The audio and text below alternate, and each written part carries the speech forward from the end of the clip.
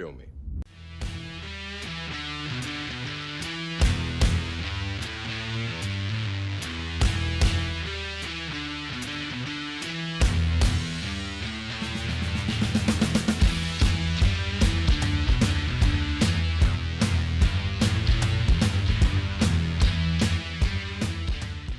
I'm the Martial Arts Film Freak, and I watched Raging Fire.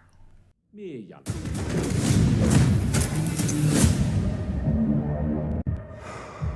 個目無法紀，咁冇人性，咁冷血，你點睇？冇點睇，可能真係同你有仇啦。Raging Fire is a 2021 film directed by the late Benny Chan. This was his last film before he unfortunately passed away in August of 2020. He pretty much finished filming. I don't even know if he had gotten the chance to finish editing yet. But the film stars Donnie Yen, Nicholas T, Lon Chin, and Angus Young, which sounds oddly similar, and many, many other people, including some small roles by Ken Lo and Simon Yam. Always fun to see those people. And is just a huge action spectacle. It's really not that much action. This was promoted as a huge action movie. It's really not that much action. Raging Fire tells a story of sort of the feud between Donnie Yen's character and Nicholas T. The story being that Nicholas T and his crew used to be police officers until something went a little bit wrong. They ended up going to jail, and now they're going to get revenge on Donnie Yen and the whole police, everybody in the police, as well as rob some banks and make some money. Yeah, that pretty much sums it up. The film really does not lean too heavily into the action. Much of this movie is far more drama, far more dramatic, because it really focuses on telling the story between Nicholas T and Donnie Yen, showing their relationship, showing how that they really were really close friends when Nicholas T was a cop. And then the incident happens, and it just builds a huge rift between them. But there is still some respect there, as we do have scenes between them even in modern day, when Nicholas T is now a criminal. We get moments where there is still a bond there. Nicholas T's character isn't necessarily a totally sympathetic villain, but you, I guess, understand his point of view. Certain events took place that he feels he was completely wronged, and that is a good thing. You should get that in a villain. A good villain should always feel like they don't know they're the villain, or they don't think they're the villain. You know, he may have been wronged way more, and now he's just pissed.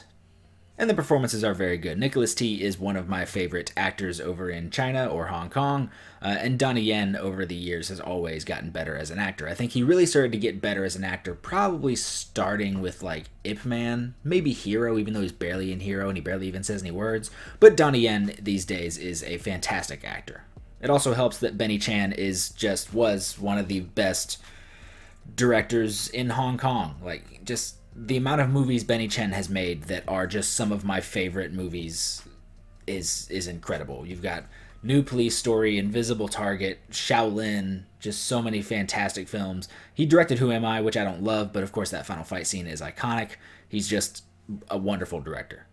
He's also able to get away with some of the most absurd action, things that, China having such a control over Hong Kong's film industry, and China pretty much the government owning their film industry restricts so many things that I don't understand how directors like Benny Chan can get away with certain things. The level of violence and just action mayhem and chaos that is in this movie, I didn't think you could still do in Hong Kong or China. I will say I don't think the story is quite as engaging as I wish it was.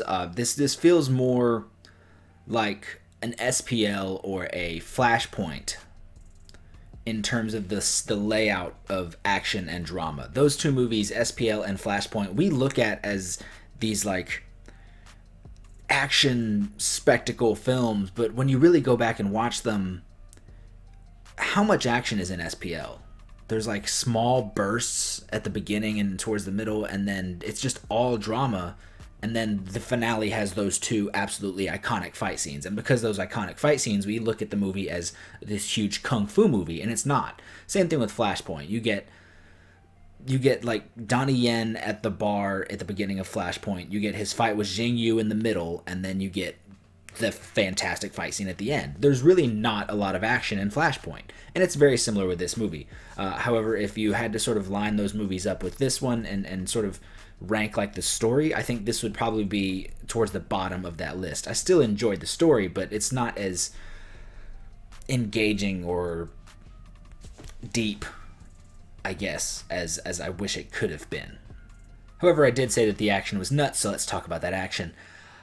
This was a surprising good gunplay. I enjoyed some gunplay in this movie quite a bit. A good mix. It wasn't exactly gun fu. It was just, you're giving dudes who are great at kung fu some guns, and so they're going to get into a scrap, they're going to throw some kicks, they're going to shoot somebody in the face, and it's going to be pretty brutal. And then, of course, you have the return of a Donnie Yen that I think a lot of people have wanted to see for quite some time. Donnie Yen has, I guess, sort of been in a kung fu mode maybe since 2014. That sounds about right. He's done movies like Enter the Fat Dragon and like 2 Ip Man movies since then, and I don't know, like, what is the god he did? I don't even remember the name. Iceman. He did his own Iceman Cometh, which wasn't very good. He's been doing a lot of just straight up kung fu. This is a return to like a more MMA based Donnie Yen, and it's so good. MMA Donnie Yen is amazing. There is one scene towards the beginning of this movie where he's just sort of like in a clinch with the guy, and they're trying to like sweep each other's legs, and the way Donnie Yen reverses it into a gorgeous takedown. MMA doesn't always look good on screen, but Donnie Yen knows how to just glitz and glam it up to where it still looks authentic, but also just wonderful. You also have Nicholas T, who is just a wonderful martial artist. I think I heard somebody, I don't remember who it was, who said who leaned on Nicholas T as an actor and not a martial artist. I think he's both. I do, because any movie I've seen where you have Nicholas T doing kung fu, he just looks so authentic and so clean and crisp and just good, so nice. Just the way he throws kicks, he throws a lot of kicks in this movie. I love Nicholas T's kicks. I think he is one of the most underrated martial artists in all of film ever since the early 2000s. Nicholas T is fantastic. His kicks are so clean and so nice. But just, thinking of him in like doing a lot of Wing Chun in Shaolin, his fight scenes in something like Invisible Target, the dude's just so good. The final fight of this movie is a fight between Nicholas T with 2 butterfly knives and Donnie Yen with the baton. Return of Baton Donnie Yen from SPL. And it's really, really good. I enjoyed the choreography there a lot. Nicholas T, again, is a fantastic martial artist. I think he is both an actor and a martial artist simultaneously. And his work with the knife, his knife work is wonderful. Donnie Yen always knows what he's doing with a baton and any weapon, any martial art. Donnie Yen looks great. Those two have wonderful chemistry. And sort of the big sort of conclusion move to that fight is just one of the many sort of times Donnie Yen did something that just made me just go, like, you ever just watch a movie and something good happens and you just go, oh, like that, what? It's so good. Like, Donnie Yen does several things throughout this final fight that just made me do those weird noises that made my girlfriend just look across the room and go, I would look at me that way too. I'm a weirdo. I do wish the fight would have been a bit longer. Again, this is something that I would, if you had to put this movie with something like Flashpoint and SPL, Benny Chan didn't direct those movies, but sort of similar tones, similar vibes, crime, martial arts movies, I guess. I would put this under those. I really like this final fight, but it needed a bit more for me. The drama was there. That's really what was more prominent in this final fight than those movies. Because we have this relationship between Donnie Yen and Nicholas T, we see the drama between them within the fight scene. We see the relationship, and just you have this look on both of their faces at points of like, we used to be so much to each other, and now we're just fully willing to kill each other. They just sort of have this look of like, why has it come to this? And they know why it's come to this, and they know that they have to do what they're doing. And that's what's probably the best thing about this final fight is the drama. But if you just had to look at it from an action perspective and compare it to something like SPL or Flashpoint, it's going to be a little bit under those because it could be a little bit longer, and it's just, it's not quite as good, but it's still a really good fight scene. In the end, I think I'm going to give Raging Fire 3.5 explosive neck collar thingies out of 5. Yes, that moment was very Saw. It felt like a very Saw moment. And I don't like the Saw movies, but it was good. Yes, 3.5. I didn't love it. like I wanted to, but I do think it's really good. When it comes out on Blu-ray, I'm definitely going to pick it up. I do recommend you watch it. You can watch it on the Hi-Yah streaming service. Benny Chan has directed some fantastic movies, some of my very favorite martial arts movies of the modern era. You know, I'll forever have nothing but respect for Benny Chan, and if you're gonna leave the world with one last movie, it's not too bad a movie to leave the world with. You know, you're gonna get he gave the world a great Donnie Yen fight scene, a great Nicholas T fight scene, and just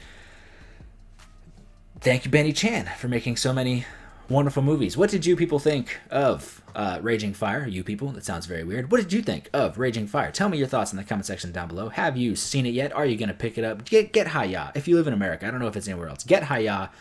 Do the free 7-day free trial. Watch Hi-Yah. Watch Raging Fire. Whatever. Tell me your thoughts on it in the comment section down below. Don't forget to like, share, and subscribe. Head over to Facebook, where there is the Martial Arts Film Freak Facebook page. Instagram, Martial Arts Film Freak.